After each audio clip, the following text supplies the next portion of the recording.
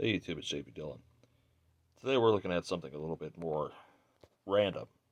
These are two 1990s Magnavox boomboxes. They were a cheap pickup. They were half off, $10 a piece, so I got them at $5 a piece. We're going to see if we can get them to run. I stuck batteries in this one, and this one kind of sort of plays, although the switches and pots are so noisy that it really doesn't do anything much. The other one is unresponsive. So what we're going to do first is take this one apart, clean it, clean all the switches, check the belts on the cassette. I noticed that the speakers didn't sound great, so we'll have to see if they're worth salvaging or not. Most of the time, I would say these are not even worth messing with, but it's kind of a cool thing to play with, so just kind of doing something as a break from all these TV repair videos and just, a break from life in general, which has just been absolutely hectic lately. But that's a whole nother story for a whole nother time. So let's get this guy apart. Alright, so here she is all taken apart. You have to get the front off and kind of struggle with getting it around the buttons of the cassette. You can see that these fantastic speakers here. We're going to have to come out and check those for rub. As far as cleaning the switches and things, that's pretty easy. You got one there. You got the main function selector right there. And then you got your volume sliders and such here. This is all pretty straightforward. Surprisingly, the belts are very much intact. They're not cracked, they're not gooey, they're not gross. And the cassette actually plays. So I don't really have to do much with that, which is kind of nice. But, yeah. So let's clean up the pots and switches. And then I want to take these speakers out. Check them for voice coil rub, and then if they have that, I'll show you how you can fix that. So we're just going to grab some deoxit here. Just saturate it. Work this a bunch.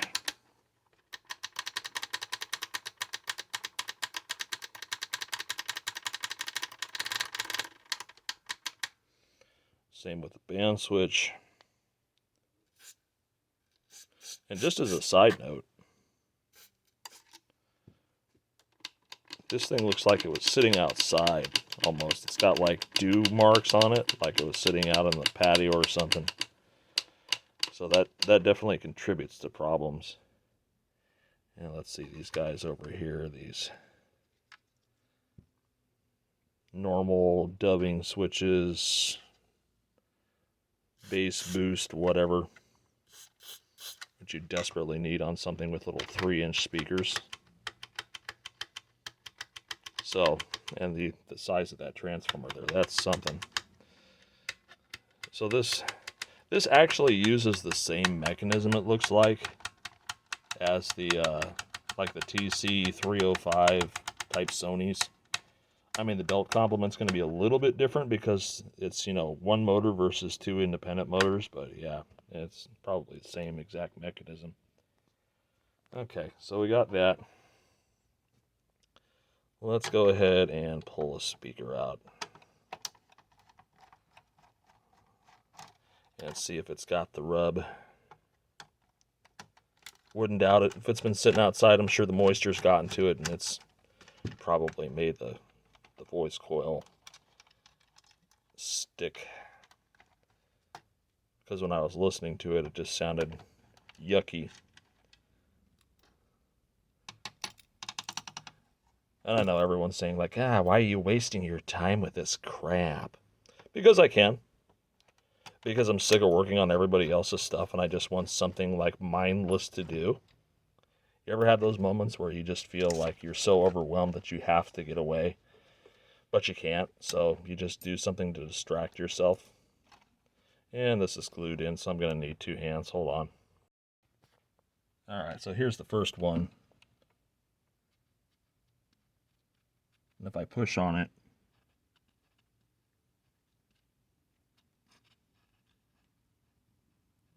there's no scratching. Not from that one anyway. So that's good. I don't have to fool with that one. We'll go ahead and put that one back and pop the other one out. Okay, so here's the one from the other side. And as you can hear, that one's got the rub. And you can see a little bit of distortion here from moisture, a little bit of warpage.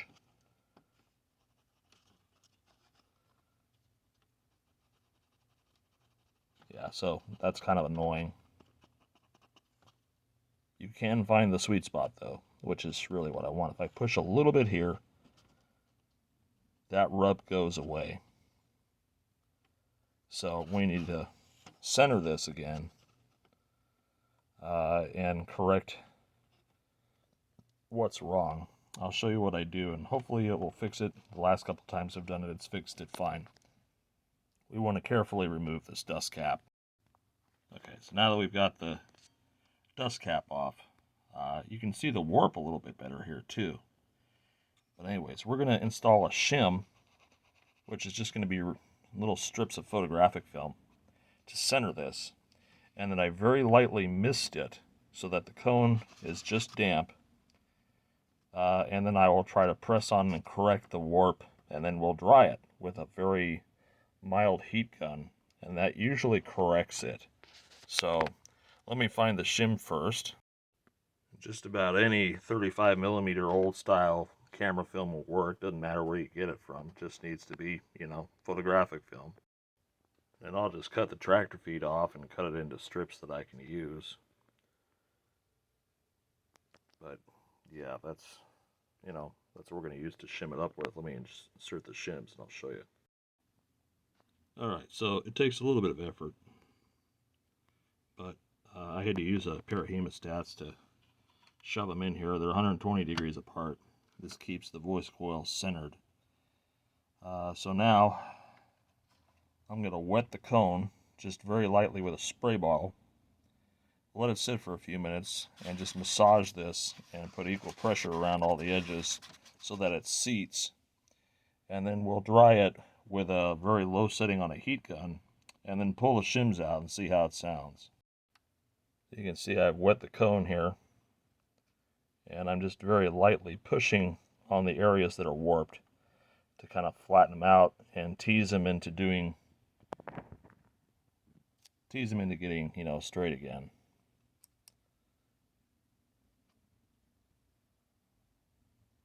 And it's slowly working.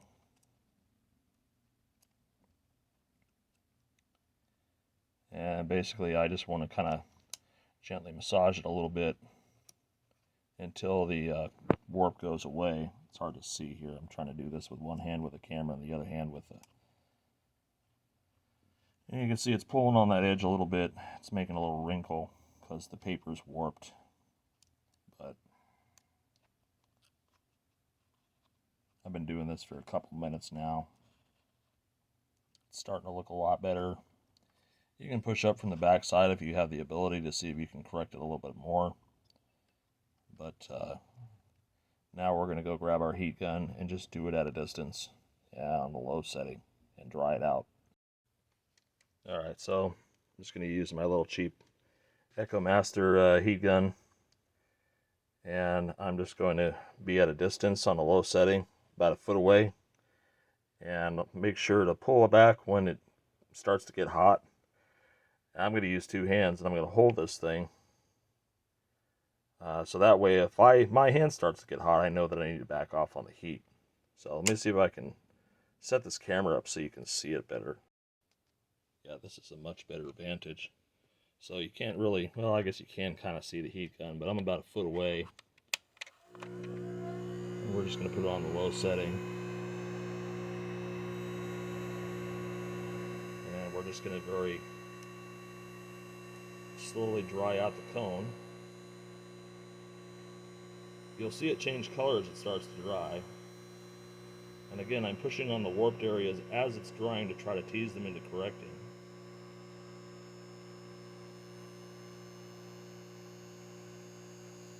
You can see the cones changing color as the moisture goes away.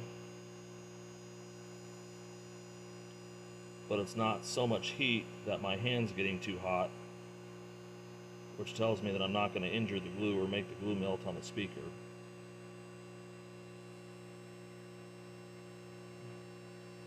It's getting lighter still, so we're almost dry. And the paper's getting a lot more taut. I can't really influence it as much.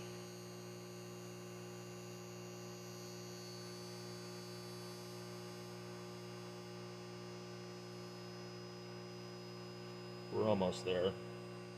Another minute or two. Maybe not even that. If you can't hold your hand here with the heat gun on it, the heat gun's either too close or the setting's too high. This is hot, I can feel it, but I can still keep my hand here. It's not hurting my hand. Not burning me. So that's pretty dried out. The basket's warm, but not too hot. So I'm going to go ahead and remove my shims.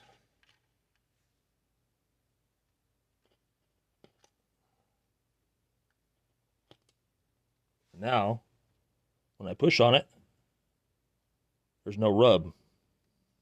It's quiet. You can get up nice and close here. There's still a little bit of visible warp in here, but it's not terrible. And I don't have any rub anymore, so that's exactly what I want.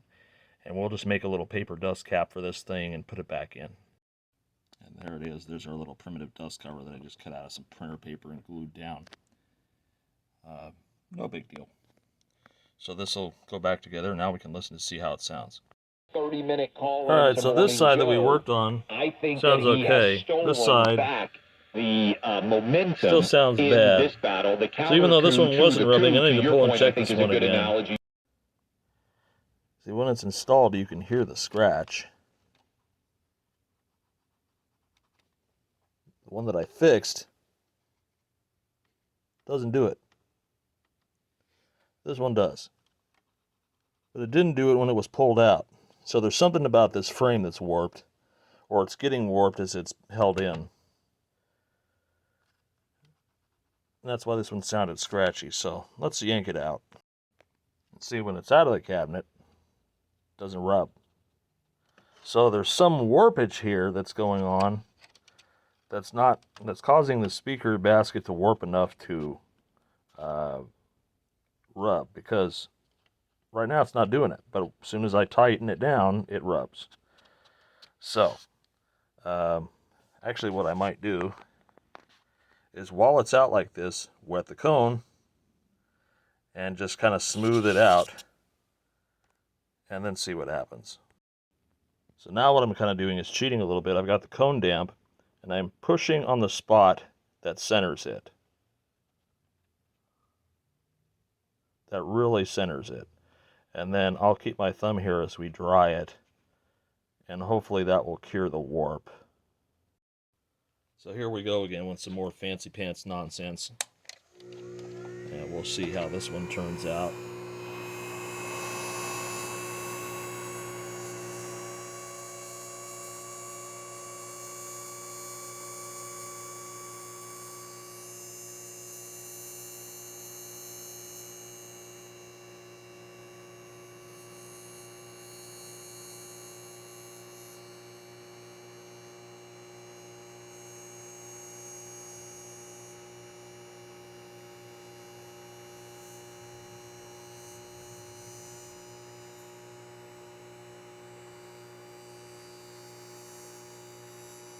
Sure is a lot of effort for this little thing, but if it works, it works.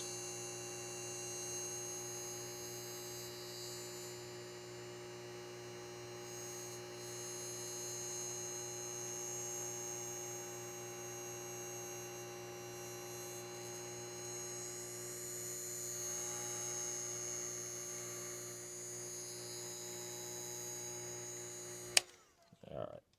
Let's take the heat away since it's more or less dry. Double check it again.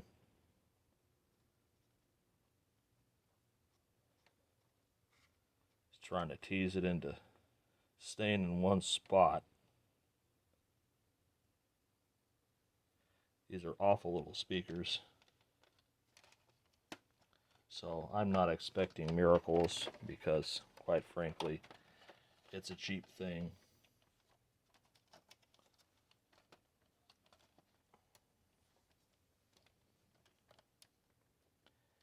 trying to see if I can notice the warp when I put it down here. So far it's not rubbing, but we still have yet to put the clamps on. I think what I'll do is we'll put the batteries in it real quick, and then we'll check it that way. 49, 20% off all additional services. Restrictions apply. Sounds good there. $24 service fee applies. Zero. Sounds good there. No more raspies. Now let me put the clamps back down.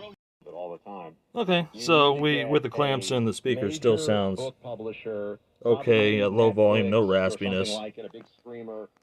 So this thing's in pretty good shape now.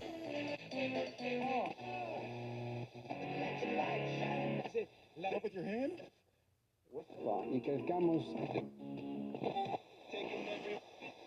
Christmas. It's that voice, man. Okay. Yeah, let's just double check that the cassette player works worth a damn. Wow, and flutter test tape. Sounds like 3 kilohertz to me. Probably about 0.15%.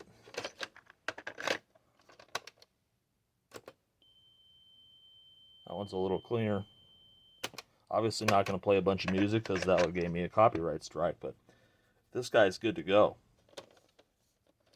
I need to put all the screws back in so the doors will shut right, but yeah. So that one's fixed. On to the next one. Here's the batteries that came out of one of them. You can definitely date these a little bit by the stupid little power thing you'd squeeze, practically breaking your finger and thumb to figure out if the battery's worth a damn or not. These are all dead. But unlike the modern Duraleaks, they aren't leaking. Look at that. Best Buy 2003. I think it's a little bit dated. But as you'll see when I put the new batteries in it, it really doesn't do a whole lot. Yeah, we have some noise.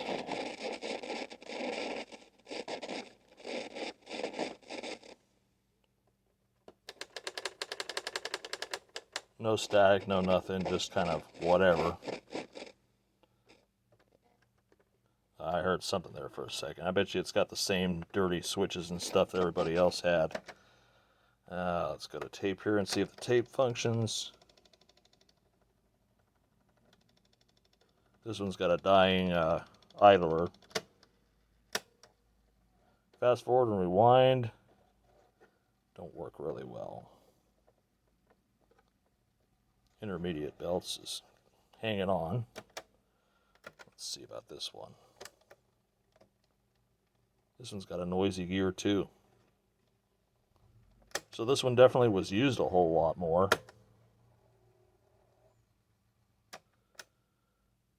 Let's see if I can mess with the switch enough to get the radio to function.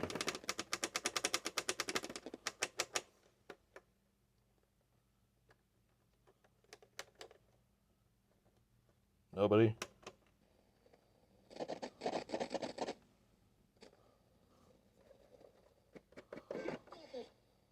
Yeah, it does something. That's good. Okay, so I think this thing just needs a good deep cleaning like the other one did. Let's get it apart. So this one came apart nice and easy, but you can definitely tell this one's been in the harsher environment with all the scuzz and everything there. Belts are still holding on this one. I suppose I could change the intermediate one on this side. That was a little bit tired. Wasn't enough to disable it yet, but it probably will. So let's take these 4 screws loose and pop this guy up and see what it is. So you basically take one cable loose here, and then you get to your intermediate. And in actuality, that belt is not loose on either side. So there's no cracking or breakage here, so it could be the clutch is getting a little tired, but actually these belts are fine. As you can see when I move them, they don't have a warble to them, indicating they've been sitting in one position for a long time. So I'm thinking this thing was just used up until the point where it wasn't. So I'm going to dust this out real quick, and then we'll clean all the pots and switches and then take a listen to it. Alright, so we got everything cleaned up, and I got all the pots and switches cleaned.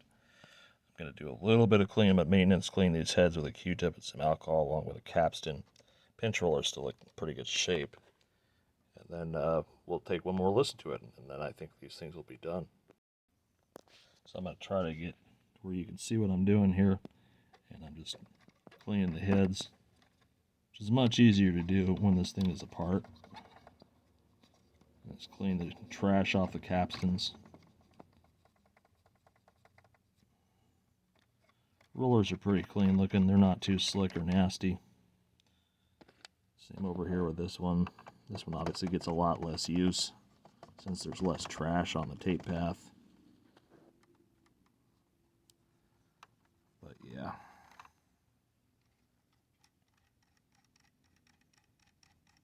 Just clean that up. Clean the little record head, such as it is. Actually, this is the erase head, which is just nothing more than a magnet. Alright, and just taking a look in here, these gears are just a little bit worn and noisy. There ain't a whole lot you can do about that. They just get old and worn. This one's definitely a much higher hour thing than the other one is. And it might have been that they bought the other one to replace this one because they knew its days were numbered or something, or just were tired of the cassette noise. I don't know. Anyway, let's put it back together. Alright, so powering up now. Candidacy. He's a great insurgent candidate. Can Trump? The speakers sound good. I don't have to fix those. You not know that?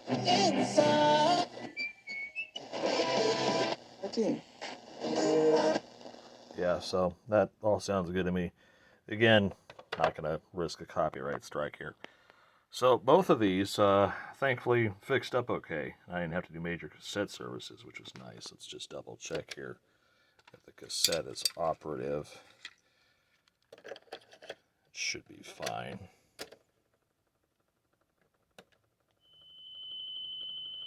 So you can hear that wow and flutter because of the dying gears. Really nothing that can be done about that, short of finding a transport with good gears. Huh, that's funny. Let's just do this then. That one's much better. If we come back over here.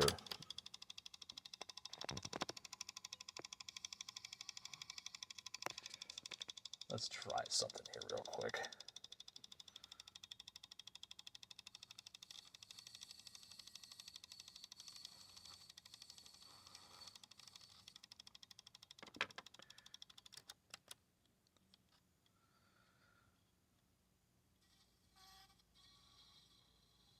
Trying to figure out which one of these is responsible for that noise. Just looking here. Sometimes you get lucky and there's something caught in the teeth or something like that.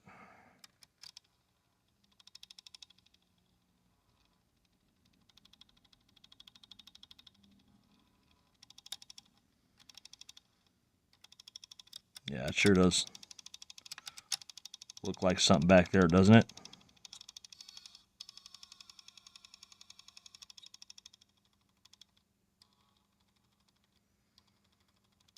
And this is shaking. This little idler thing here is shaking if I push down on that.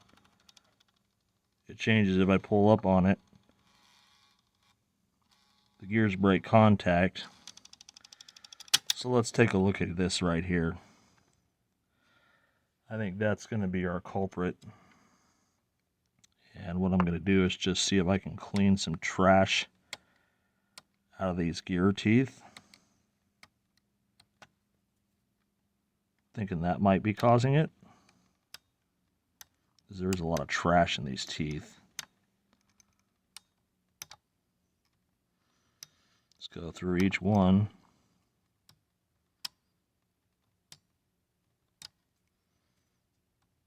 I'm just using the back side of an X-Acto.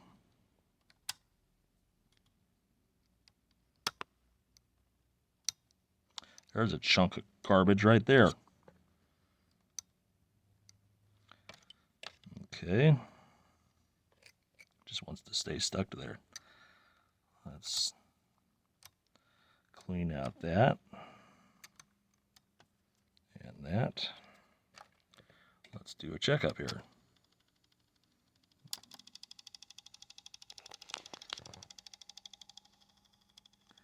Yeah, there must be some sort of physical distortion here. Can't really tell one way or another, but obviously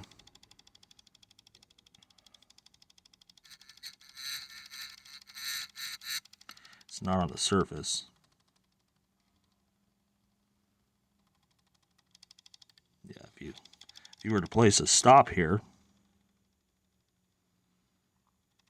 like something to boost that, you got a lot of leeway here before that loses contact. So I have an idea. So it's almost impossible to see, but the real culprit is actually a tiny little crack here in this hub, which is spacing the gear teeth out apart enough where it's an issue. But what I'm going to do is put a little tiny piece of shrink tubing here on this lever, which is going to change the spacing enough to make that chatter go away and make it work. Okay, so with the heat shrink in place here, I know it's hard to see, but this thing right here, this is my heat shrink.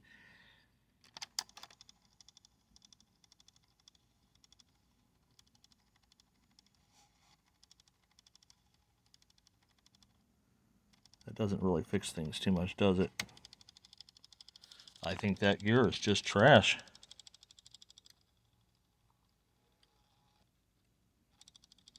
Yeah, I'd have to raise it up far enough to where it disengages. I also tried heating them both so that they would, cooperate a little bit better, but that hasn't really helped either. I think, unfortunately, the gear is just dead.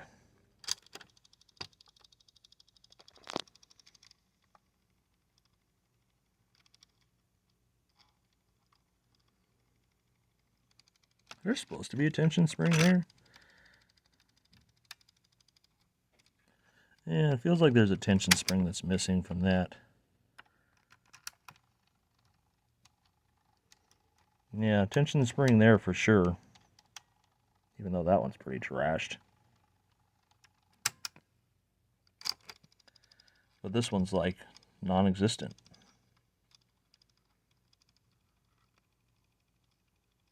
So yeah, I'm not sure what to do here.